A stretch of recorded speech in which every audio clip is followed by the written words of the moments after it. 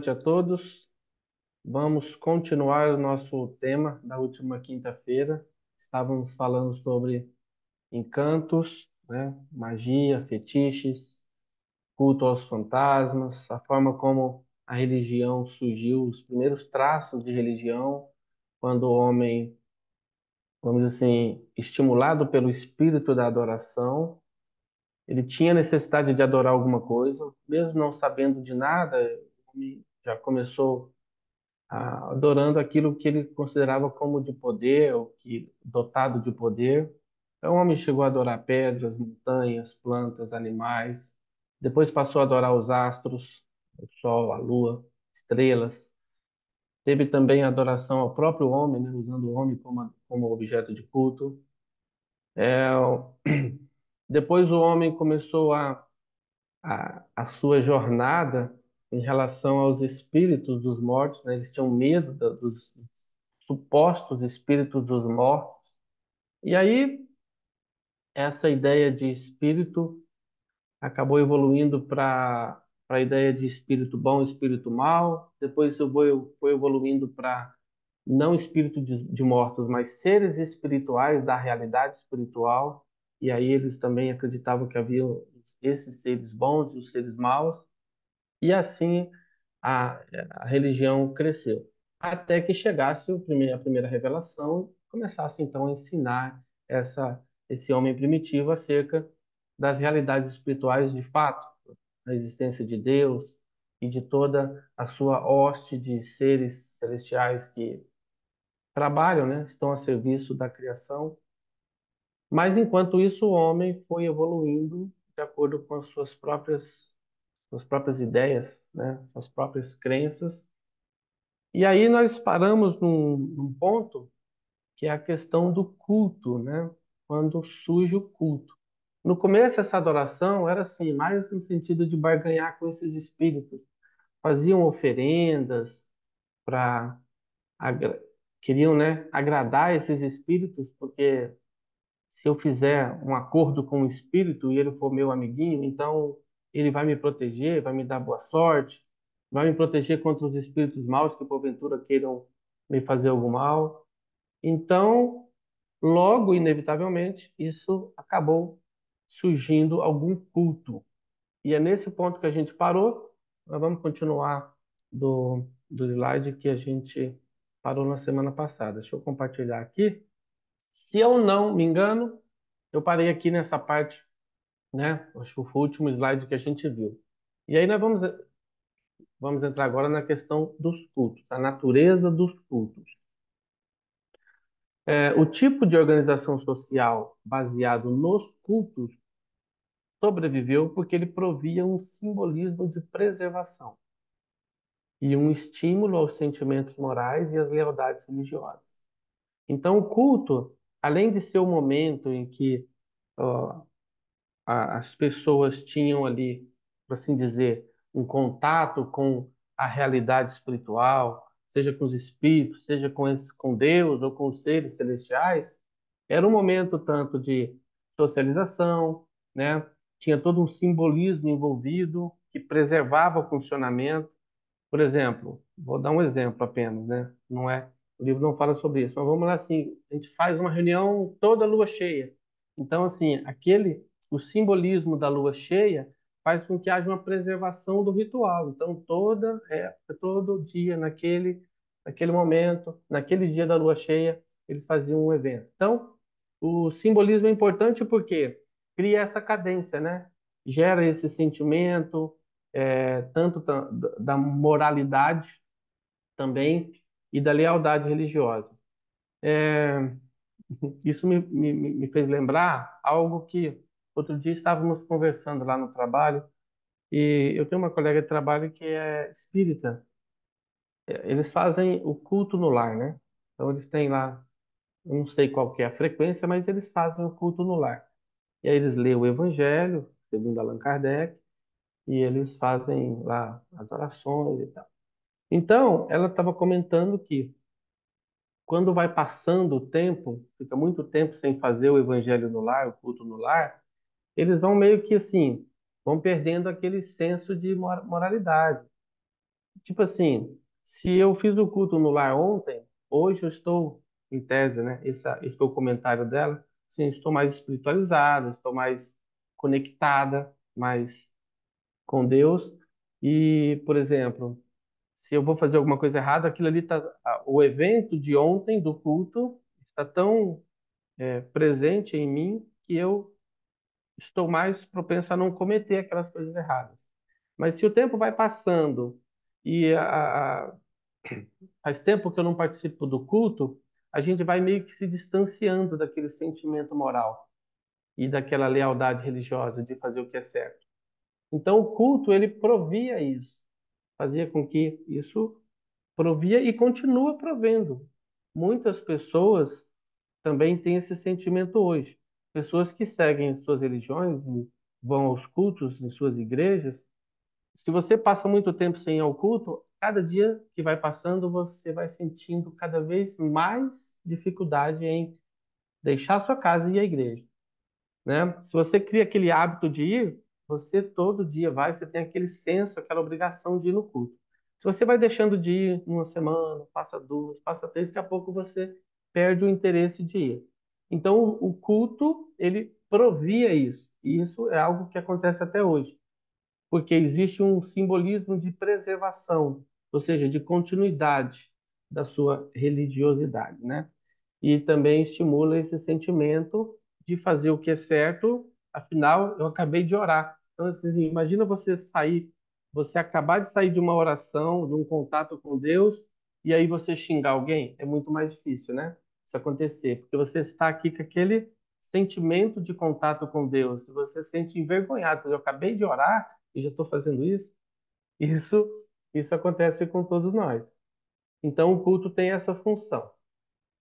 Todo ideal inspirador busca atingir algum simbolismo perpetrador. Procura alguma técnica de manifestação cultural que irá assegurar a sobrevivência e aumentar a realização. E o culto alcança esse fim gratificando e estimulando a emoção. Uma coisa que eles utilizam muito, né, nas igrejas é o apelo à emoção. Então, não sei se vocês conhecem, eu venho de uma igreja evangélica, nasci no meio evangélico, então eu conheço muito bem esse ambiente e é muito emocionante você participar de um culto, porque todas as pessoas estão ali louvando, estão orando, estão ali em comunhão, buscando um contato com Deus. Não importa o quanto está errado o que o pastor fala, não importa o quanto as doutrinas daquela igreja, ou se alguém está manipulando ou não está, para o fiel, aquilo ali é um momento de contato com Deus. Ele se sente, de fato, na presença de Deus. Não porque Deus está no templo, Deus está dentro de nós, mas naquele momento a pessoa parou para buscar esse contato. Isso poderia acontecer em outro lugar, poderia numa casa, poderia ser lá no local de trabalho, se nós parássemos em algum momento do dia para buscar esse contato com Deus. Jesus, por exemplo, muitas vezes ele saía da muvuca, né, do movimento, e ia para um lugar reservado porque ele queria ter esse tempo só para ele. E quando você está no ambiente, né, muita gente falando, e um chega, faz uma pergunta, um interpela, né? Tudo isso impede que a gente tenha essa comunhão com Deus que está dentro de nós. Quando você vai para o templo, não é porque você, assim, agora eu encontrei Deus. Não, Deus já estava ali, mas a pessoa parou para buscar, para fazer esse contato, né? Então, e isso é emocionante, porque não há ninguém que procure por Deus e que não o encontre. E esse impulso de ir a um templo é uma demonstração clara de que a pessoa está procurando um contato com Deus. Ela não sabe ainda, de repente, que Deus está dentro dela mesma e ela pode encontrar, ter um encontro com esse Deus em qualquer lugar, em qualquer momento.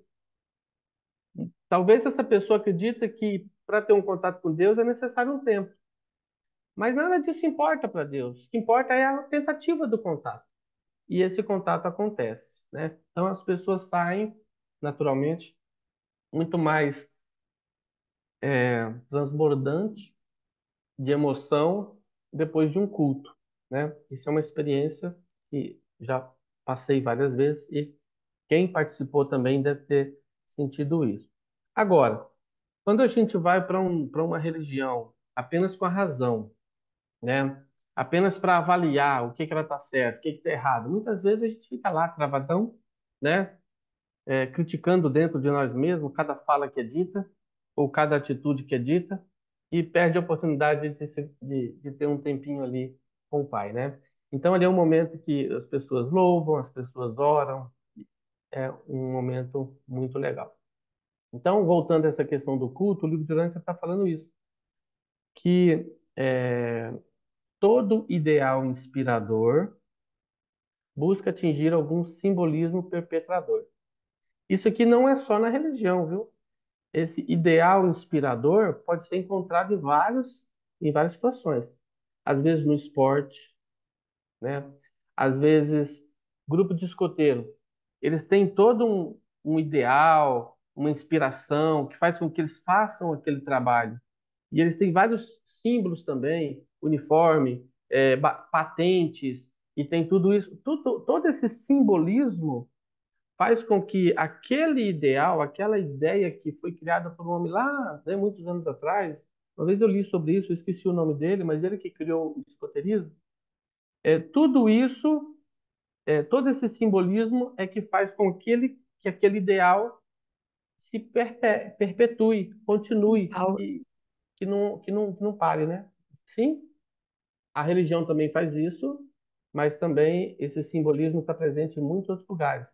No militarismo, tem as patentes, tem os graus, você está sempre lutando por atingir um grau maior, querendo crescer, querendo.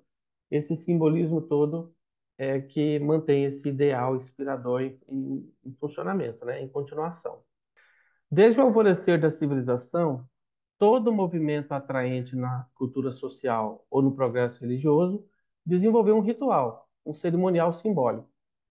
Então, se a gente for estudar toda a história da humanidade, a gente está rodeado de simbolismo o tempo todo, inclusive rituais, cerimônias, festas de aniversário.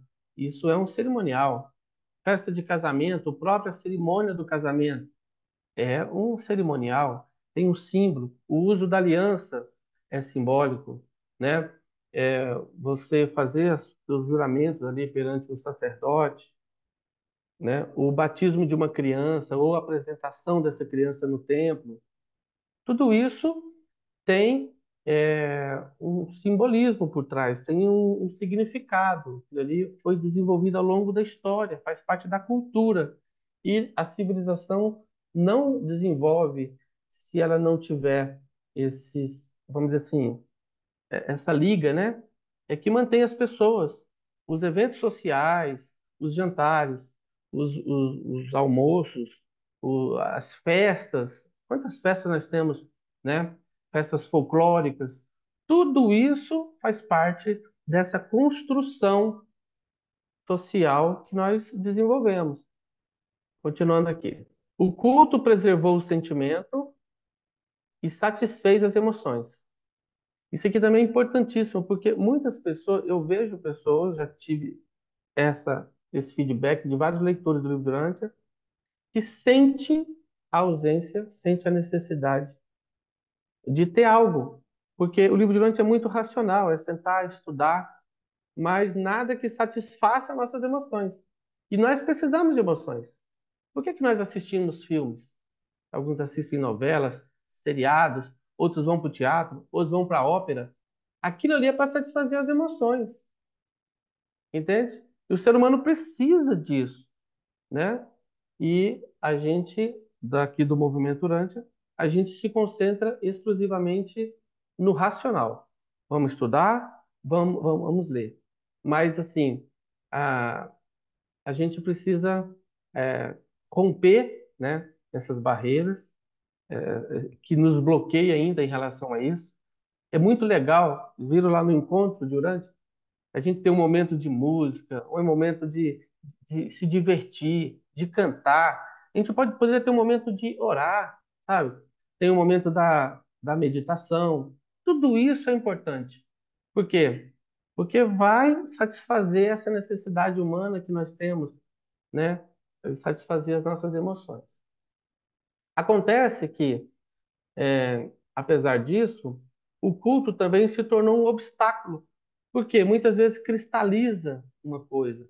O ritual tem que ser assim, sabe? E aí cristaliza aquela ideia, transforma aquilo num dogma, numa, numa coisa como se fosse sagrada, e aí impede o progresso, impede o avanço. Então a gente não pode nem cristalizar os rituais e nem cristalizar no sentido de recusar todo e qualquer tipo de ritual.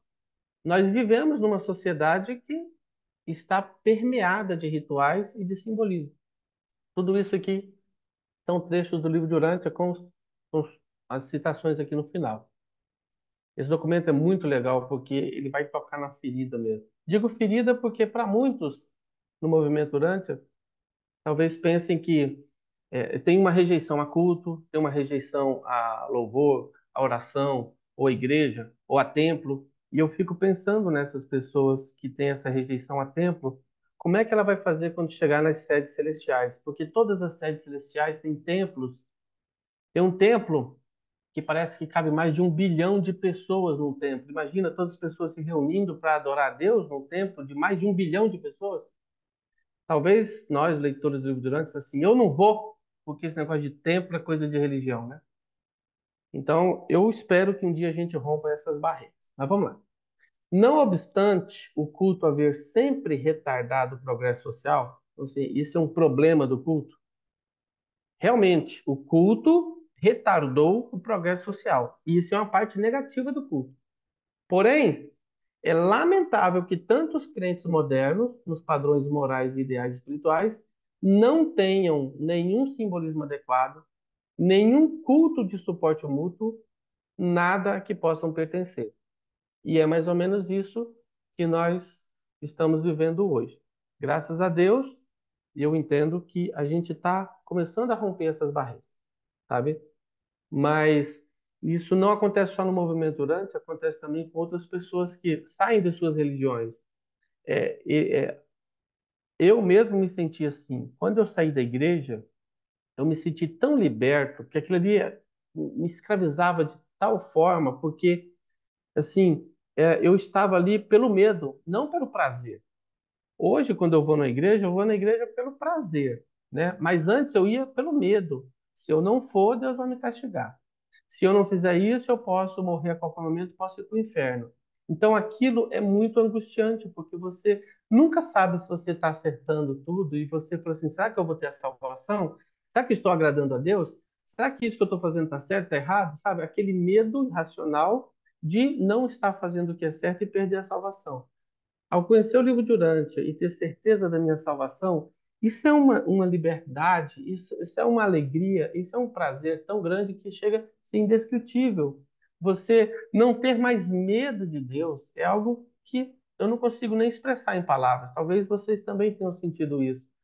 E aí eu queria, sabe quando você mantém um cachorro amarrado por muito tempo e você solta ele, ele sai correndo disparado, né? Fica dando volta no quarteirão. Foi mais ou menos assim. Eu saí da igreja com aquele sentimento de que eu nunca mais ponho os pés aqui. Isso é prisão, isso é algema. E não é isso que eu quero liberdade. Ok. Mas aí eu perdi tudo aquilo de bom que eu não conseguia enxergar quando eu estava, né, ainda na igreja. Então, o que nos falta ainda é esse senso de pertencimento, encontrar um simbolismo adequado para aquilo que nós acreditamos. E o livro de Urântia tem vários simbolismos. Jesus mesmo, por exemplo, o batismo, ele se submeteu ao batismo, que é um simbolismo. Não tinha pecado nenhum ali que Jesus precisava se arrepender e passar por um batismo para se lavar ou se limpar dos seus pecados. Ele se submeteu apenas para mostrar aos seus irmãos, né, que ele era um homem como eles e que assim como ele estava se batizando, ele também iria se batizar, né? Então, eu vejo o batismo como um simbolismo bonito, que se for feito de forma assim, sem o peso do dogma, sem aquela cristalização, tipo assim, se você não se batizar, você não será salvo. Não é isso. Não é o batismo que salva alguém. E também o batismo não é algo proibido de ser feito. Isso é uma coisa que Jesus fez. A Santa Ceia que a gente chama de Santa Ceia, né? O livro de Dante trata de a ceia da lembrança. Jesus, ele, antes da sua prisão, ele teve a última ceia com seus discípulos e ele falou assim, ele estava ali substituindo, né, o sacrifício do cordeiro, porque ele falou, não quero mais que vocês façam o sacrifício na Páscoa, porque toda Páscoa era a morte de um cordeiro. Um não, né? Milhares de cordeiros, cada família matava um cordeiro para fazer a ceia da Páscoa. E Jesus falou assim, olha, no lugar da carne, vocês irão comer o pão. E no lugar do sangue, vocês irão beber o vinho. E todas as vezes que vocês fizerem isso, façam em memória de mim. E Jesus estabeleceu a ceia da lembrança. É um simbolismo lindo. Eu sempre procuro fazer, sempre lembrar desse texto. Quem me conhece já viu fazer isso algumas vezes. Mas todas as vezes que nós estamos ali reunidos e estamos tomando do, do, do fruto da videira, né? Eu sempre peço um brinde a Micael em lembrança da Santa Ceia, da ceia da lembrança que Jesus estabeleceu. Então são símbolos, são coisas muito legais que a gente pode compartilhar e a gente pode pertencer a isso, sabe? Então é isso que nós precisamos encontrar, né? Estamos ainda meio que perdidos nesse sentido, mas eu creio que nós iremos nos encontrar. Continuando. Contudo, aqui está falando da necessidade do culto, né? Assim, ó, é lamentável que tantos crentes não tenham nenhum culto. É o que está dizendo aqui. Contudo, um culto não pode ser fabricado, não pode ser artificial, entende? Ele tem de crescer. Os cultos de dois grupos quaisquer não pode ser idênticos. Não tem que ter aquela coisa travada, né? Aquele ritual desenhado, todo mundo tem que fazer igual. Tipo a Santa Ceia, né? Se você não tem o vinho, você pode fazer a ceia da lembrança com um copo de leite, você pode fazer com refrigerante, você pode fazer com suco de uva, você pode fazer com vinho, pode fazer como você quiser. O importante é a lembrança. Como Jesus disse, olha, eu não comerei convosco, senão só no meu reino, do lado de lá. Então, todas as vezes que vocês forem participar da ceia, façam em memória de mim, em memória dos dias que eu estive com vocês, da vida que eu vivi com vocês. Então é isso que nós temos que fazer, né? Então não precisa ser igual. O culto cristão inicial, aqui estão falando da igreja primitiva, né? Logo depois de Jesus partir, começaram a formar os primeiros grupos e os primeiros cultos. Eles estavam sendo perseguidos, porque todos que se declaravam cristãos podiam acabar mortos, né? Então eles faziam seus cultos às escondidas, em catacumbas, em lugares trancados, para ninguém ver. Mesmo assim, muitos foram capturados e mortos, mas o texto está dizendo que o culto cristão inicial foi o mais eficaz, atraente e duradouro entre todos os rituais jamais concebidos ou legados. Mas muito do seu valor foi destruído em uma idade científica pela aniquilação de muitos dos seus princípios originais subjacentes. A despeito dos inconvenientes e desvantagens, cada nova revelação da verdade tem dado surgimento a um novo culto. E mesmo o pronunciamento novo da religião de Jesus deve desenvolver um simbolismo novo e apropriado. Olha só o que o livro está dizendo. Ele está dizendo assim: todas as religiões, todas as revelações da verdade, nós tivemos a do príncipe planetário, de Adão e Eva, de Melquisedeque, a de Jesus e do livro de Urântia. E ele diz assim: apesar dos inconvenientes e apesar de todas as desvantagens do culto, cada nova revelação da verdade tem dado surgimento a um novo culto. E mesmo o pronunciamento novo da religião de Jesus deve, não está falando que pode, não, deve desenvolver um simbolismo novo e apropriado. É isso que nós precisamos encontrar, né? O homem moderno deve encontrar algum simbolismo adequado para suas ideias, ideais e lealdades novos e expandidos.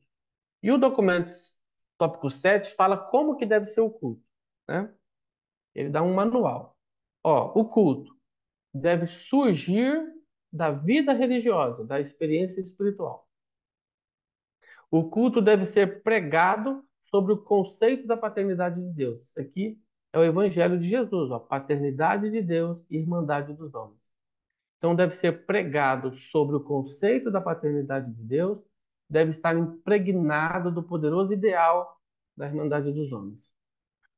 O culto deve ser fruto da aplicação do amor, deve dar força ao sentimento, deve satisfazer a emoção, como eu comentei, promover a lealdade, facilitar o progresso espiritual, enaltecer os significados cósmicos, elevar os valores morais, encorajar o desenvolvimento social, estimular um tipo elevado de vida pessoal religiosa, enaltecer metas supremas de vida, que sejam tanto temporais quanto eternas, social e espiritualmente. Ou seja, o culto, ele deve fazer parte da nossa vida. A nossa meta de vida nessa meta deve estar envolvido o culto. Ele deve estabelecer metas supremas de vida, não apenas assim, uma vida nem só material, temporal, que é você, eu preciso ganhar dinheiro, eu preciso trabalhar, eu preciso ficar rico, né? Eu preciso disso, preciso comprar um carro novo. Você tem que ter a sua prosperidade material, sim, meta suprema de vida, tanto temporal quanto eterna. Não é só aqui, pensar também na vida eterna. Nós temos que construir o nosso futuro a partir daqui, né? Através do contato com o ajustador, através do avanço pelos sete círculos psíquicos. Nenhum culto pode perdurar e contribuir para o progresso da civilização social e para a realização espiritual individual, a menos que seja baseado na significação biológica, sociológica e religiosa do lar. Um culto que queira sobreviver deve simbolizar aquilo que é permanente, em presença da mudança incessante. Deve glorificar aquilo que unifica o fluir da sempre mutante metamorfose social. Deve reconhecer os verdadeiros significados, exaltar as belas relações e glorificar os bons valores de nobreza autêntica. Todavia, a grande dificuldade de encontrar um simbolismo novo e satisfatório está em que os homens modernos, enquanto grupo, aderem à atitude científica, evitam a superstição e abominam a ignorância. Ao passo que, enquanto indivíduos, anseiam pelo mistério e veneram o desconhecido. Isso aqui é muito verdadeiro, né? Nós, como sociedade, por exemplo, a gente vai assistir um jornal, né? Qual que é, vamos dizer assim, a versão oficial da sociedade? É a ciência é que tem a última palavra, a ciência sabe, a ciência responde. Então, qualquer coisa que acontece, você assim, não, pera, mas os cientistas dizem que isso e isso. Então, para o grupo, na nossa sociedade moderna, para o grupo, para a sociedade, o que vale é a visão científica. Aí o homem, então, não acredita em superstição, fala de superstição de forma jocosa, né? Abomina a ignorância e tal. Só que enquanto indivíduos, as pessoas, uma coisa é a atitude do grupo, outra coisa é a atitude do indivíduo. O indivíduo, ele ainda anseia pelo mistério. Ele é aquele que quer acreditar em fantasma, quer acreditar em alma penada, ele tem superstição, ele usa amuleto, ele coloca alho em cima da mesa, ele coloca o pé de arruda, sabe? O indivíduo ainda é muito primitivo em relação a isso. O grupo já adere a uma atitude científica. Então a gente precisa entender que a ciência tem resposta para algumas coisas, mas não para tudo. A gente não pode nem tudo, nem tanto a, a um lado e nem tanto ao outro. Precisamos encontrar o equilíbrio, entender a realidade espiritual e compreender que ela é presente, faz parte da nossa realidade e que a ciência nunca vai entrar nesse campo porque não é assunto dela, mas também não podemos transformar essa realidade espiritual como se fosse uma coisa, sabe, viver o misticismo, a busca do mistério, viver à mercê da superstição, o medo, né?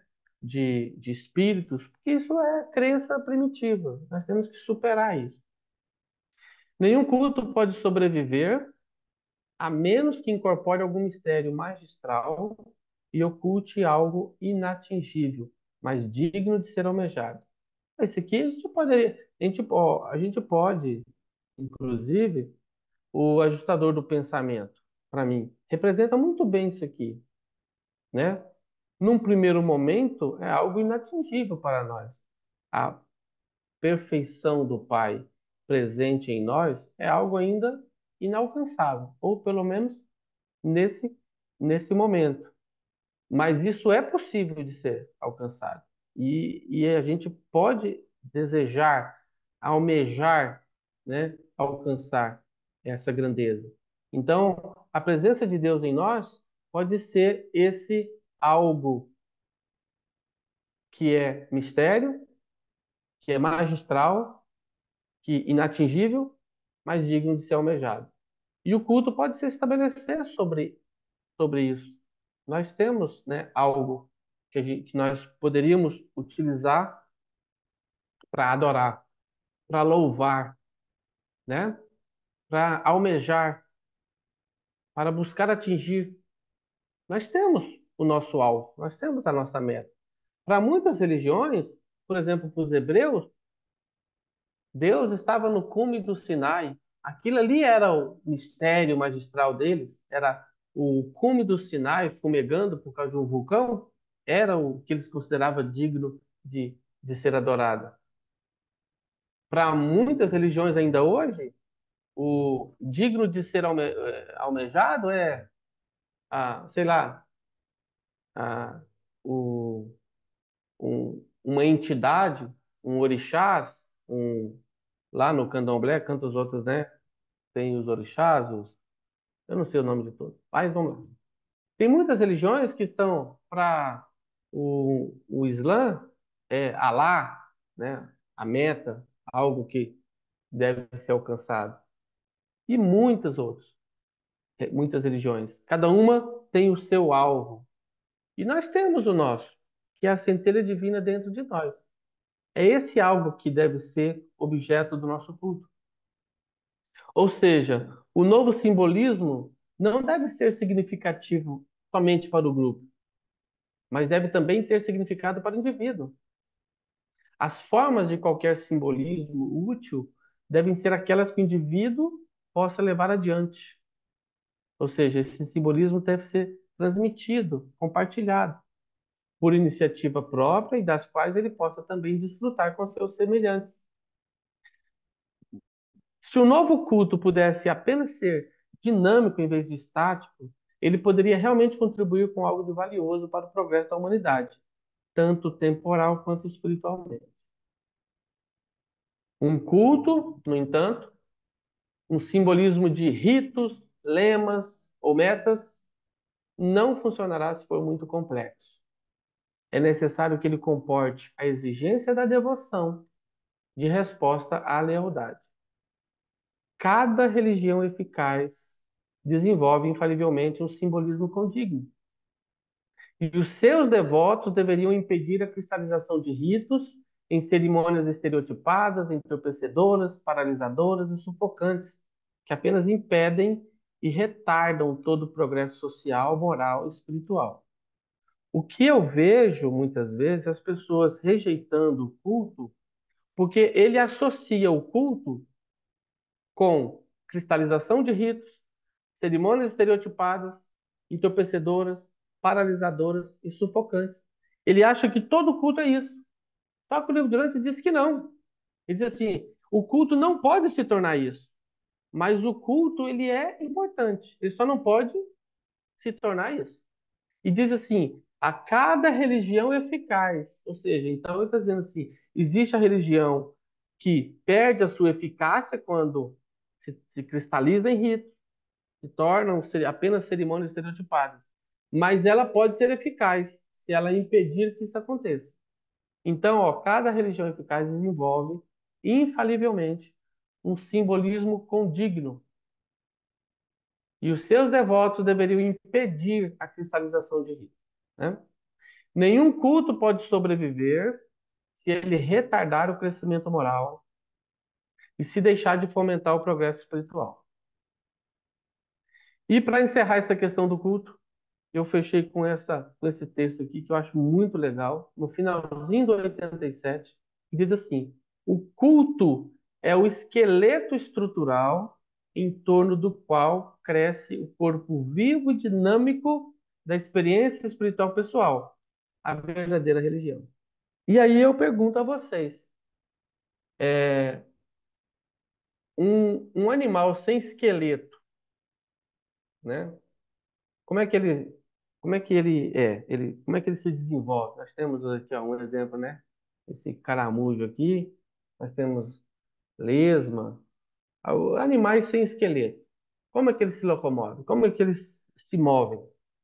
É mais ou menos isso que a gente vai ser, é nessa velocidade que a gente vai caminhar se nós continuarmos rejeitando o culto. Porque uma religião sem o culto é uma religião sem o seu esqueleto estrutural. Então, ela vai, um animal sem esqueleto, é isso que acontece. Então, é, o que eu defendo, né, o que eu acredito, é que em algum momento nós, leitores do livro Durante, teremos que aderir a algum modelo de culto que seja eficaz, que possa ser o esqueleto estrutural em torno da religião que deve se desenvolver em torno da quinta revelação. Muitas pessoas falam, livro Durante não pode virar religião. O livro Durante já é uma religião. Religião não é uma placa de igreja, religião não é uma denominação. Religião é o ato do homem se religar a Deus. Isso é religião. E o livro Durante tanto fala da religião evolucionária, da religião revelada. Fala da verdadeira religião, não tem problema nenhum na palavra religião. Contanto que você pratique a verdadeira religião, que é o relacionamento pessoal entre você e Deus, sem a necessidade de sacerdotes, sem a necessidade de intermediários. Mas enquanto o homem continuar fugindo do culto, que é o esqueleto estrutural que vai dar estrutura para o crescimento dessa religião, ele vai continuar na velocidade desse caramujo aqui.